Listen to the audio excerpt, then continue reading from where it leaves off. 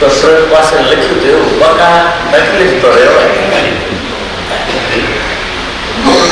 જેઠ મહિનો આવ્યો ને તો કુંભારને કુંભારો નિભાળો કરવાનું થયું.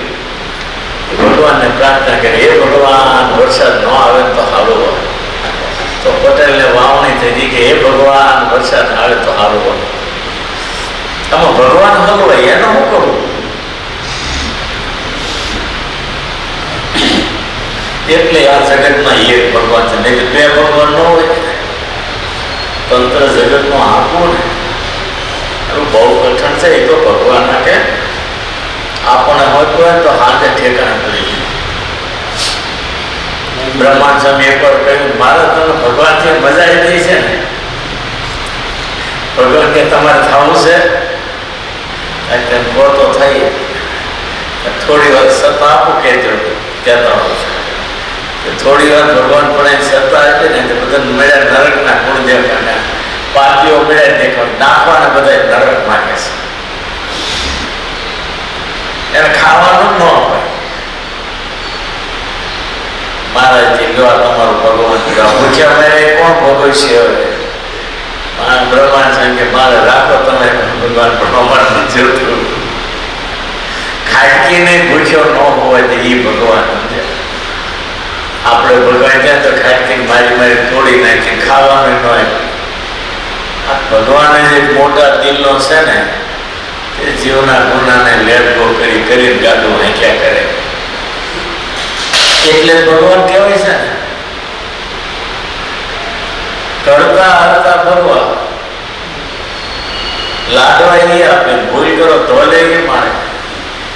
તમે જેમ બાળકની એ રીતે રાખો ને, ભૂલ કરે પેટ ઠોકી દેવાની, પછી પેંડા લાવીને ખવડાવો. એમ ભગવાનનું કામ આવું છે. આ બધા એનો પાપ છે એટલે એને આવું જ આંકવું પડે. એટલે ભગવાન થવું ને બહુ કઠણ છે. ભગવાન એક છે ને એ બરાબર છે. ઘણા ભગવાન થઈ સાફ થઈ ગયા હતા. દિલીપભાઈ ઘણા ભગવાન છે. બોરસદ કોર્ટમાં શાસ્ત્રી હરિજીવનદાસજીએ સ્વામિનારાયણ સંપ્રદાયમાં થયેલા 12 ભગવાન પ્રૂફ કરીને કોર્ટમાં સાબિત કરી બતાવ્યું. આ બધા ભગવાન છે, બંડખોરો છે. બોરસદ કોર્ટનું જજમેન્ટ છે, આખો સોપડો વાંચો ખબર પડે, મળે છે ઘરે ઘરે. વસ્ત્રામૃત ભૂમિકા અને બોરસદ કોર્ટનું જજમેન્ટ, આ 2 પુસ્તક વાંચો ને એટલે તમે આર પાર નીકળી જાઓ. કોઈ તમને આંગળી ન સીંધે. ઉપાસના માર્ગ અને સિદ્ધાંત માર્ગમાં એવો બતાવ્યો છે ને જોટો ન જડે. હરિજનદાસ શાસ્ત્રી 18 દિવસ કોર્ટમાં યજ્ઞપુરદાસ શાસ્ત્રી અમે લડેલા.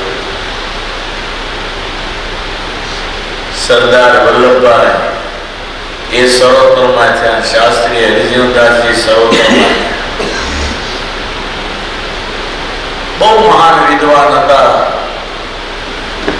પુસ્તક જ ન ઉઘાડવું પડે. આટલામાં સ્કંદ, આટલામાં અધ્યાય, આટલામાં પાનું જોઈ લો. સ્મૃતિઓ બધી કેટલી કંઠસ્થ. આ કુદરતી હોય છે, પૂર્વનો હોય ને આવું જ્ઞાન. મારી પાસે ખામડાનો અવળો છોકરો આવે, 3.5 કે 4.5 વર્ષ. કાલ બોલાવું હાલો ને સવારમાં, આ ઉભો રાખે, આ ઉભો રહે. અવળો છોકરો છે. તમે કોઈ વિષય ઉપર આખી કથા શરૂ કરી દી. સારંગપુરના મહિમા ઉપર કઈ રીતે હનુમાનજી પધરાવ્યા, આખી કથા ક્યાંય ભૂલ ન આવે. હનુમાન ચાલીસા કહો તો આખી બોલી રેતનો છોકરો કહેવાય ગયો. કાલ સવારમાં બોલાવીએ. તમે વિચાર કરશો કે આ છોકરાને આટલું બધું કંઠસ્થ ક્યાંથી છે? રામાયણનો પ્રસંગ કહીએ તો બોલવામાં. આર્યન ભગત નથી આપણે હરિપ્રકાશ એના કરતા અડધો છે આ છોકરો.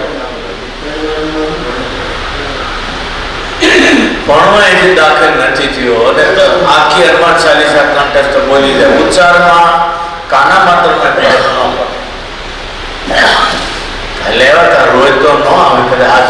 છે તો આજે ફોન નંબર તો સાહેબ કાલે સવારે વહેલા બોલાવી લો. આમ તો કુદરતી હોય છે.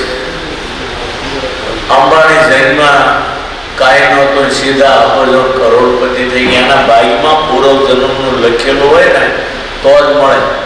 કારણ કે આપણે ઓળખાઈને મરી જાય તો લોજિંગ ન થાય મહિને કેટલાય નથી એવા.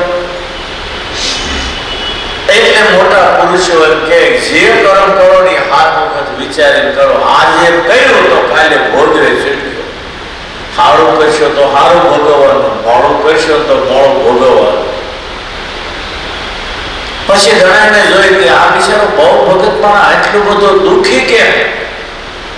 પણ ભગવાનના કર્મના બારામાં ક્યાંય બાંધછોડ હાલતી નથી. બાપ હોય તો ભલે, દુશ્મન હોય તો ભલે, કર્મના બારાની અંદર ક્યાંય બાંધછોડ ભગવાન ન કરે. તમે મોટી કોઠી હોય એમાં પહેલા નાખો બાજરો, પછી ઘઉં નાખો, પછી ચોખા નાખો, પછી હાનો ખોરો એટલે શું નીકળે? બાજરો જ નીકળે. એટલે પણ ઘઉં નાખ્યા, ચોખા નાખ્યા, બાજરો કેમ નીકળે? પણ પહેલા જે બાજરો નાખ્યો એટલે પહેલા બાજરો નીકળે, પછી ઘઉં નીકળે, પછી ચોખા નીકળે. એમ સ્ટેપ બાય સ્ટેપ આપણા કર્મના ખાતામાં જે જમા થયેલું હોય ને બીજા જન્મમાં એ રીતે જ મળતું હોય છે. પછી તમે ગમે ત્યાં પૂર્ણ કર્યા હોય પણ ઓલું જે પૂરું થાય ને ત્યાં સુધી પૂર્ણ ઉદય ન થાય. એટલે પાપ અને પૂર્ણ એ બેયનું ખાતું આવું છે ભગવાન. કર્મનો સિદ્ધાંત એ હીરાલાલ ઠક્કરનું પુસ્તક, ભારતમાં લાખો કોપી વેચાય. નાની એવી પુસ્તિકા વાંચો ને તમે વિચાર કરતા થઈ જાઓ. બધે મળે છે, હરિહર પુસ્તકાલયમાં મળતું છે. નાની એવી ચોપડી વાંચો, કર્મનો સિદ્ધાંત, એમાં એવા દાખલા આપ્યા છે ને તમને ગમે એવું દુઃખ આવે ને તો તમને દુઃખ થાય જ નહીં જોઈએ તમે પુસ્તક વાંચી જાઓ ને. જયસી કરણી હૈસી ભરણી, જેવું કર્મ હોય ને એવું જ હોય, એમાં નવું કાંઈ આવતું જ નથી. તમે આજ કોઈને તમાશો માર્યો તો એ કર્મ તમારા માથા ઉપર 100 જન્મ સુધી ફેર્યા કરે. ફરી વાર જયારે તમાશો તમને મારશે ત્યારે કર્મ બેસે ત્યાં સુધી માથા ઉપર ભમ્યા કરશે, ભમ્યા કરશે. આપણે દિવસ ઉગ્યા સાંજ સુધીમાં કેટલા કર્મો કરીએ ખબર? હજારો કર્મ થાય. બીજે દિવસે પાછા હજારો કર્મ થાય. એમાંથી પાછલા કર્મની આજે અમુક વસૂલ થઈ જાય એટલે એમાંથી કેટલા 300 રે 700 વસૂલ થઈ જાય. પછી બીજે દિવસે જમા ઉધારનો ખાતો હોય તમારા નામા ચોપડા એના જેવું. આજે લેતી દેતી માંથી કેટલા 1300 વધ્યા તો બીજે દિવસે પાના ઉપર 1300 આવકમાં લખી નાખો ને જમામાં. પછી પાછા 1000 તમારે આવ્યા તો 1300 થયા. 1300 માંથી 900 વસૂલ થયા તો 400 પાછા ત્રીજા પાનામાં ઉપર 400 લખી નાખવાના તમારે. વળી પાછા તમારે 2000 કર્મ થયા તો 400 અને ઓલા 400 એ વસૂલ થઈ જાય અને ઓલા પાછા 1600 વળી પાછા આગળના પાને લખી નાખ. આવું કર્મનું ખાતું છે જ્યાં કોઈને 500 હાલે નહીં. દશરથ રાજાએ શ્રવણની હત્યા કરી, એ કર્મ એને ભોગવતા ભોગવતા ઓખાટ બગડી ગઈ. બોલો, આખી અયોધ્યાની પથારી ફરી ગઈ. એક શ્રવણની હત્યા કરી અને એના મા બાપને જે હાય લાગી, એ હાય લાગીને હાયે દશરથ રાજાનું ભાગ્ય ફોડી નાખ્યું. નહીતર આ વિશ્વના ઘોડા ઉપર દશરથ જેવો કોઈ ભાગ્યશાળી નહોતો. એ શ્રવણને જો હત્યા ન કરી હોય તો આ પૃથ્વીના ઘોડા ઉપર દશરથ જેવો કોઈ ભાગ્યશાળી ન હોય. પણ આટલી જાહોદલાલીમાં શ્રવણની હત્યાના કર્મે કપાળમાં દીકરા નહોતા ને તો એને 4 દીકરા લખ્યા. હાય લાગી એને અને 4 દીકરાના વિયોગમાં 3 દી માથા પસાડી મર્યા. રામના વિયોગે એક ઘડી જીવે એમ નહોતા. રાવણમાં ગયા તરત મરવું હતું. માથા પસાડે મોત માગે પણ નો આવ્યું. 3 દે 3 રાત માથા પસાડ્યા પછી એ મર્યા. શ્રી કૃષ્ણના સુદામાની વાતો નહીં આપો. કૃષ્ણના ભાગના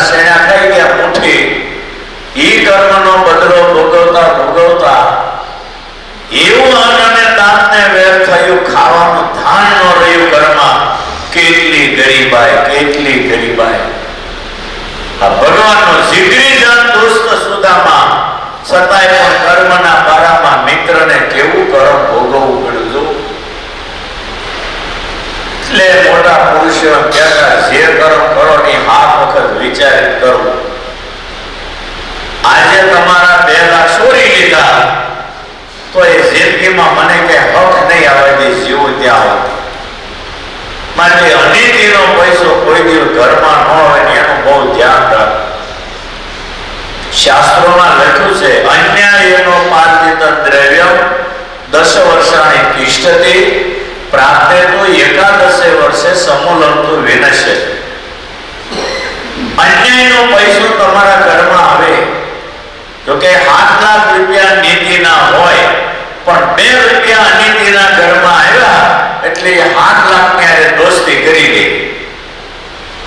તમારા ઘરમાં 7 લાખ નીતિના હોય અને 2 રૂપિયા અનિતિના આવે એટલે 7 લાખની આરે દોસ્તી કરી અને 10 વર્ષ સુધી જલસા કરે ઘરમાં, અને પ્રાપ્તે તો 11 વર્ષે 11 વર્ષે 2 રૂપિયા 7 લાખ લઈ નીકળે અને પછી કહેવાય કે ભાઈનો દસકો પૂરો થઈ ગયો. રોડ ઉપર આવી જાય કરોડપતિ હોય તોય આ એક સિદ્ધાંત. અનિતિનો 1 પૈસો હોય તો નીતિના કરોડ ને ખેંચી જાય. 10 વર્ષ સરખું લાગે, આપણા વિચાર પણ એ પૈસા ફેરવી નાખે. આપણો નીતિ નથી, મારી મહેનત નું. 10 વર્ષ તમને જલસા કરાવે, પણ 11મે વર્ષે તમને ધોયેલ કોળા જેવા કરી નાખે. બધું ગોળો કોફણ ને ગોળો બધું વયું જાય. અને એટલે કહેવાય કે નીતિનો પૈસો હોય ને તો સુખ શાંતિ, બાકી અનીતિનો આવે તો કોઈને હક ન લેવાય. આપણા શાસ્ત્રોની અંદર આ બધા વિધાનો છે. માણસે સુખી કેમ થવું? સુખી થવાને માટે કઈ શિંગડા નથી માથે હોતા. તમે માનવતાના સોઠામાં રહીને જીવો તો ભગવાનની દયા. મનુષ્યના ઈશ્વર કૃપા. માણસ નીતિમાં રહીને પુરુષાર્થ મહેનતનો પ્રયત્ન કરે તો ઈશ્વરની કૃપા મળે તો પાંદડું ન ફરતું હોય તો ફરી જાય. મનુષ્યના ઈશ્વર કૃપા. માણસ મહેનત કરે તો ઈશ્વર કૃપા પડી જાય તો પાંદડું ફરે, નહીતર ગાણી ના પડે તેમ ગમે એટલી મહેનત કરે ત્યાં ત્યાં હોય. ખારું ઘણું રોકાણ કરી ધંધો કર્યો, 2 વર્ષ પછી તો ખારો નફો નહીં, એટલું નથી. એ ગાણીના બળદ જેવું થયું. ગાણીના બળદને ડાબલા બાંધી હાથ સુધી ગાણી પર તો ફેરવે, સવારે જ્યારે ડાબલા બોલે ને હાંજે તો ત્યાં ત્યાં બળદ એમ હું ક્યાં નીકળી ગયો. ડાબલા બોલે ત્યાં ખબર પડે એટલે આજે હું તો અહીં નો નહીં છું. એમ જ્યાં સુધી ભગવાન ન પડે તો માણસ ગમે એટલી મહેનત કરે નહીં ત્યાં ત્યાં રહે, 2 પાંદડે થાય જ. પણ ભગવાનની જો કૃપા મળે તો પાંદડું કરતા વાર ન લાગે. પ્રારબ્ધ, પુરુષાર્થ અને ભગવાનની પ્રસન્નતા ત્રણે પાછળ જો હરખા હોય ને તો બધું હરખું પડે.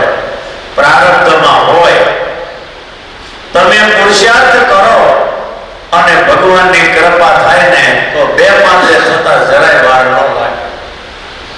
ઘણી વાર પ્રારબ્ધમાં હોય, ઈશ્વરની કૃપા હોય, પણ તમે પુરુષાર્થ મહેનત ન કરો તો જ્યાં ત્યાં રહી જાય.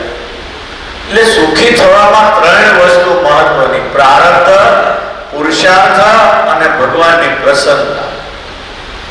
પ્રારબ્ધમાં પુરુષાર્થ કરો પણ ભગવાનનો રાજીપો ન હોય તો ગાડીના બળદ જેમ ત્યાં ને ત્યાં. ભગવાનની પ્રસન્નતા થાય અને પુરુષાર્થ તમે ન કરો તો ભાગ્યમાં હોય તોય ન મળે.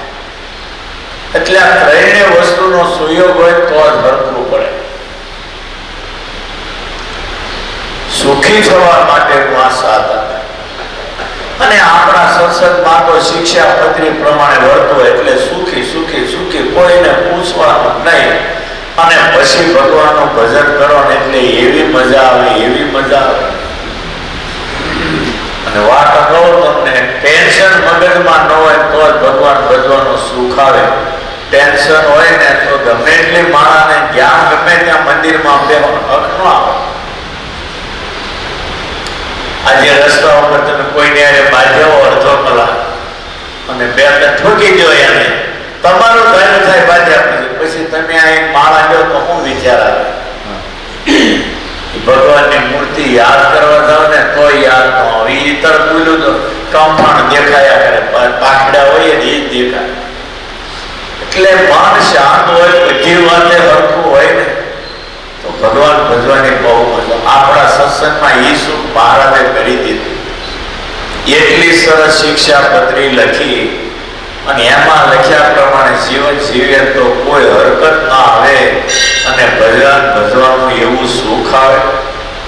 આ તમે અહીં બેઠા છો, ભગવાનની વાત સાંભળો કેવી મજા. જે વાત કરીએ એ કેવા ધ્યાન દઈને સાંભળો છો.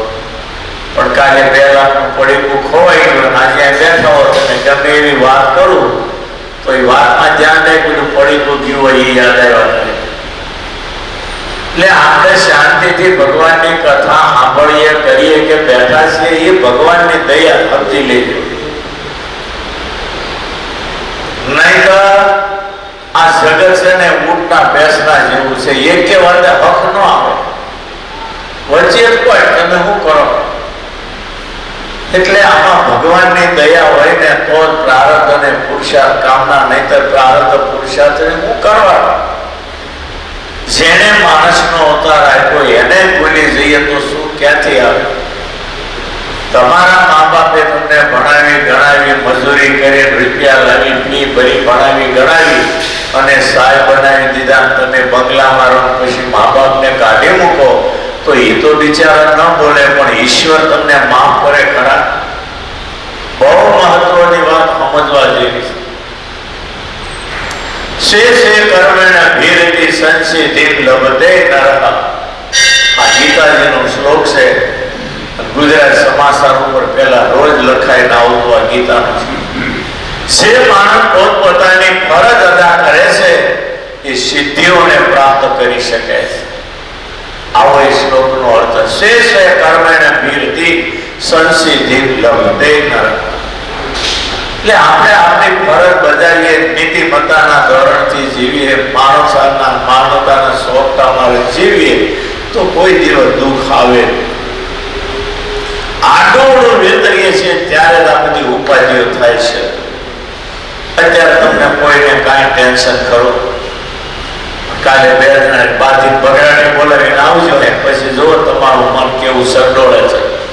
ભલે કથા કેવો મન ક્યાંય સડોળે ચડી જાય. એટલે આપણે જે આજે શાંતિથી બેઠા છે એને ભગવાનની મોટામાં મોટી દયા સમજવાય. આ ભગવાનની દયા કે આપણે એમ બેઠા છે. ભલે ભૂકો રોટલો મળે પણ અંતરમાં ટાઢું હોય છે. એટલે આ સત્સંગમાં જીવન જીવી સુખી થવાનું આ સાધન, શિક્ષાપત્રીના નિયમ પ્રમાણે હાલવાનું, મહારાજે કહ્યું એટલું કરવાનું, બને એટલો પુરુષાર્થ ચાલુ રાખવાનો. ભાગ્યમાં લખ્યું છે તો ભગવાન આપી દેશે.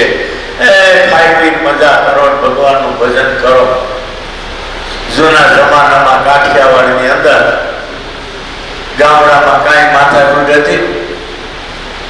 અહીંયા તો અમેરિકા મળ્યો હોય તો અડધી કલાકમાં તમારે રડવાનું ચાલુ થઈ જાય. લ્યો ફોન આવે, કાકા ગયા એટલે છોકરો રડે તરત.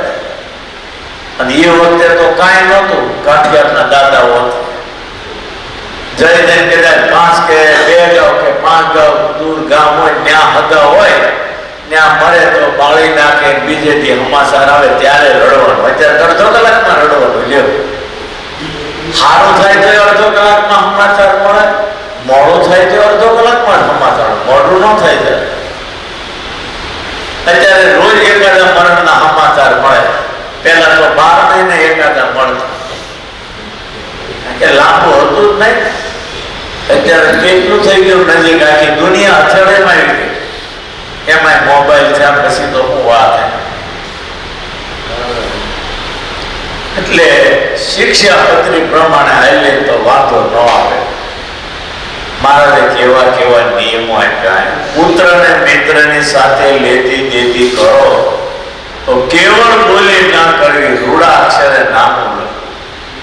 એ રૂડા અક્ષરે લખ્યું, અક્ષર મોડા કર્યા શું વાંધો? ક્યારેક કોકની પાસે લેતી જેતી હોય, લેવાના હોય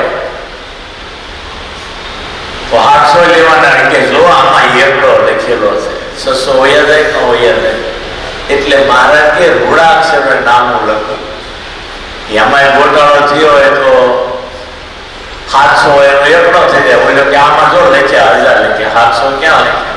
નીચે જરાક લીટો દાખલો પાછો કરવાનો રહે, એકડો ને હાથનો ફેર કેટલો, અને પછી હું કરી લ્યો કોઈ લ્યો. આ હીરાના ધંધામાં કાંઈ લખાણ કરવાનું નહીં. ગયા હોય પછી આવે કોઈના પાસે ઘરે બે રડી લેવાનું. વચ્ચે તો એક વર્ષ તો આખું ઉઠી જવાનું જ આગળ, 1 કે 2 વર્ષ ઉઠી જવાના જ વર્ષ આવ્યા લ્યો, લઈ તો દેવાનું જ નહીં. અને ઘણા તો કરોડોનું કરી નાખે ને એ પાછા મને કહેવાય સ્વામી કેટલો કળિયુગ આવ્યો જોવો તો, માણસને લઈ દેવું જ નથી લ્યો. એને કરી નાખ્યો, કેટલાય હગાઓ રડતા હોય એના પાછા આમ કહેતા હોય. એટલે આનો કાંઈ જગતમાં છે ને માણસને ક્યાંય ધડો જ નથી. બહુ જગતમાં અત્યારે સાચું ખોટું સમજવું બહુ કઠણ છે. અને એમાં આપણે આપણું જ સાચવીએ ને એમાં જ મજા છે. જો બીજાનું જોવા ગયા તો આપણી થાળીમાં માખી પડ્યા વગર રહે નહીં.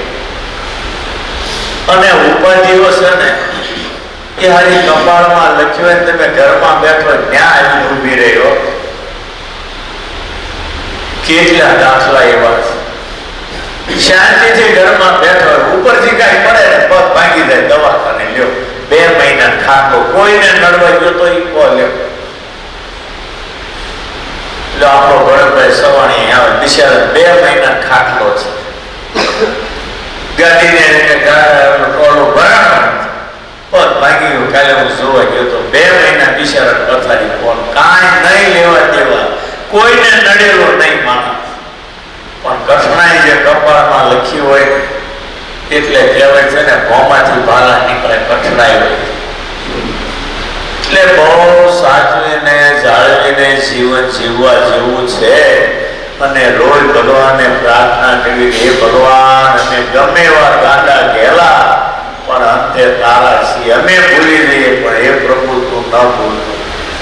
અમને એવી સદબુદ્ધિ આપજે, અનિતિનું અમારી પાસે ન આવે કે અમે કોઈનું ખરાબ ન કરીએ.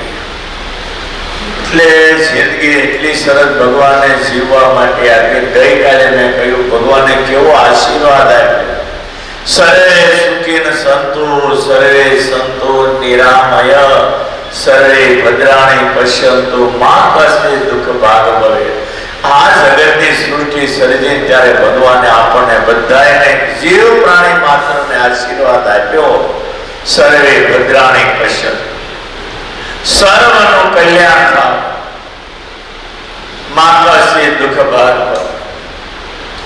એટલે બધાનું આરોગ્ય સારું રહે, બધા સુખી થાય અને બધાનું ભલું વિચારે એવા વિચારો સાથે રહે અને બહુ સુખી થાય. આવા ભગવાનને આશીર્વાદ આપ્યા. અને એ પ્રમાણે જો આપણે માનવતાના સ્વભાવમાં રહીએ તો હકીકતમાં એવા સુખી થઈએ જેમાં કોઈ ના નહીં. અને નિયમ તો એવો છે કે ભગવાનના ગમતામાં રહીએ ને તો પ્રારબ્ધમાં દુઃખ લખ્યું હોય તો હળવું થઈને ઊભું રહ્યો. એ ભગવાન રાજી રહેવો જોઈએ. બસ ભગવાન રાજી એટલે દુનિયા રાજી, અને ભગવાન નારાજ એટલે આખી દુનિયા રાજી નારાજ છે. કરતા હતા મહારાજને સમજી એનો દ્રઢ આશરો રાખી, નિયમ નિશ્ચય પક્ષ મન વાણીને કાયાથી એના થઈને જીવન જીવીએ તો જીવવામાં બહુ મજા આવે અને ભગવાનનું ભજન કરવાની પણ સુખ બહુ આવે. ભગવાનની કથાઓ સાંભળીએ, ભજન કરીએ, કેવી મજા આવે. એમાં આપણા સત્સંગી જીવનની કથા, બદ્રિકાશ્રમમાં દુર્વાસા શ્રાપ આપે, ધર્મ ભક્તિ મરીશ્યાદી મુનિઓ ભરતખંડમાં જન્મે, અયોધ્યામાં રામા સ્વામી જન્મે, છપૈયામાં ભક્તિ માતા જન્મે, ઈટાર ગામમાં ધરમદેવ જન્મે, બેનું લગ્ન થાય, સંસારમાં કેટલા દુઃખ આવે, રામ પ્રતાપનો જન્મ થાય, દુઃખ આવે, અયોધ્યા જાય, કાશી જાય, ત્યાં દુઃખ આવે. રામાન સ્વામી મળે પ્રયાગમાં, ત્યાંથી એને ગુરુ કરી ઘેરે આવે, ગુરુના આશીર્વાદથી ધર્મ ભક્તિ સિદ્ધિ થયા. ઘનશ્યામ મહારાજનો જન્મ થયો. અયોધ્યા વાસી છપૈયા વાસીઓને જ્ઞાન કરી દીધા. છપૈયામાં 2 વર્ષની લીલા, અયોધ્યામાં 8 વર્ષની લીલા. 11મે વર્ષે વનમાં ગયા. 8 વર્ષ કેવા સુખ આપ્યા.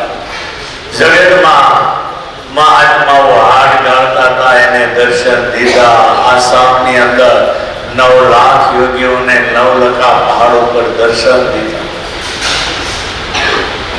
ગીરી કંદરાઓમાં ગુફાઓમાં તપ પડતા એને દર્શન કરી જ્ઞાન ગયા. જગન્નાથપુરી જેવા તીર્થોમાં ધર્મનો નાશ કરતા માનસ પતનમાં ત્યાંના રાજા દ્વારા 2000 અસુરોનો નાશ કરી અને મહારાજ વન વિચરણ કરી ગુજરાતમાં આવ્યા. લોધની અંદર મુક્તાન સ્વામીને મળ્યા, પછી રામાન સ્વામીને પીપળાણામાં મળ્યા. એવી ગુરુની સેવા કરી, આદર્શ શિષ્ય પણ બતાવ્યું. ગુરુએ દીક્ષા આપી. નારાયણ મુનિ અને સહજાન સ્વામી નામ પાડ્યા. જયપુરમાં ગાદી સોંપી.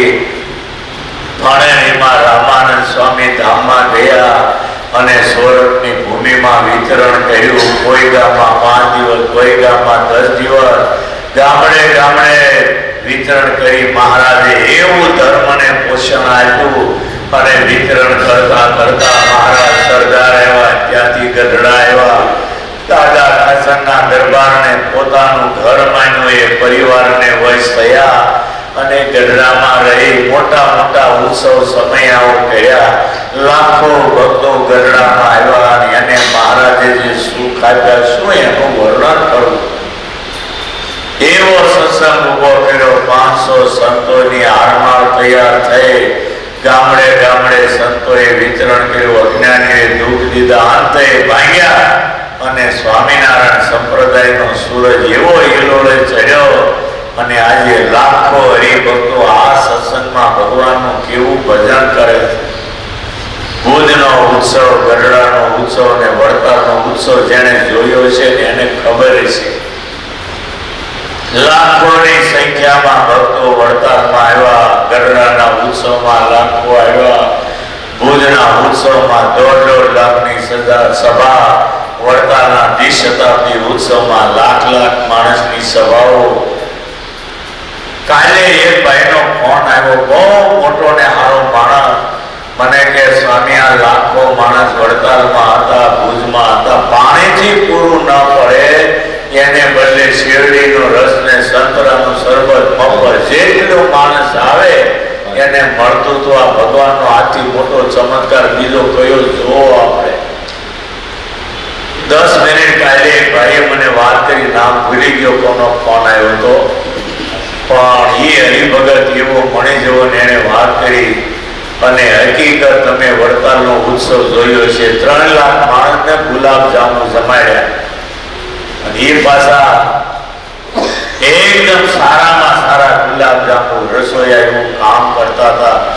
રસોડામાં જઈ જોઈએ ત્યારે આપણને નવાઈ લાગે કે કેવો ચમત્કાર છે. આ સ્વામિનારાયણના ઘરે બાકી દુનિયામાં જાઓ તો તમને જોવાનું. આ શ્રીજી મહારાજનો, હરિકૃષ્ણ મહારાજનો પ્રતાપ નહીં ત્યારે બીજું છે. શ્રીજી મહારાજને ઓળખ્યા હોય તો શિક્ષા પત્ર પ્રમાણે વર્તી અને એવું ભજન કરવા માંડો. અહો અહો સાથે આપણું જીવન પૂરું થાય અને અંતે ભગવાનના ધામની પ્રાપ્તિ થાય. આટલો ઉજળો અને દિવ્ય સત્સંગ કેટલા ભવના આપણા પૂર્ણ ઉદય થયા છે ત્યારે આપણને આ સત્સંગ ઓળખાયો, આ માણસો ઓળખાયા, આ સાધુને હરિભક્તો મળ્યા. આનાથી મોટી પ્રાપ્તિ બીજી કઈ હોઈ શકે. માટે મહારાજે આપણી ઉપર ખૂબ દયા કરી, ખૂબ દયા કરી. હવે 2 ટાઈમ દાળ ભાત શાક રોટલી મળે ને એવી તો બહુ સારી વ્યવસ્થા કરી દીધી. ખાધે પીધે વ્યવહારમાં સમાજ વચ્ચે ઉભા રહી એવા આપણને બનાવ્યા. હવે બાકી એટલું જ રહ્યું છે ભગવાનનું ભજન કરવાનું. માટે જેટલો સમય મળે એટલો કાઢી અને જેટલું ભગવાનનું ભજન વધારે થાય એ કરજો. અને છેલ્લી વાર જ્યારે ઘડીઓ ગણાતી હશે તેથી તો આ ભજન કરેલું હશે એટલું જ યાદ આવશે. અને કરોડો તેજુરીમાં પડ્યા છે એની કદાચ મોત બગાડશે, બાકી એ મોત સુધરવામાં સહાયક નહીં બને. માટે જેટલું થાય એટલું ભગવાનનું ભજન કરી અને મહારાજ રાજી થાય અને માખણમાંથી વાળ નીકળે એમ શરીર છોડીને મહારાજના ધામમાં જવાય એ કરી લેવું એ આપણું કર્તવ્ય છે. એટલું કહીને વિરમો. અને પારાયણમાં જેને નામ લખવાના બાકી રહ્યા હોય, યજમાન થવું હોય એ પછી છેલ્લે ન આવતા, રોજ આવતા હોય એ છેલ્લે આવે પછી. માટે જેને લખાવવાની ઈચ્છા હોય વહેલા નામ લખાવી દો. સહેજાન સ્વામી મહારાજ.